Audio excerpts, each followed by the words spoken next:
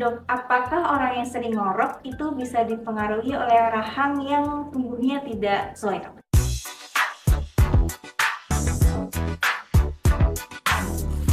Jadi, kondisi rahang yang tumbuh tidak ideal umumnya adalah rahang yang memang posisinya lebih ke belakang dari yang seharusnya atau dia memang kecil, itu bisa menyebabkan keluhan ngorok loh.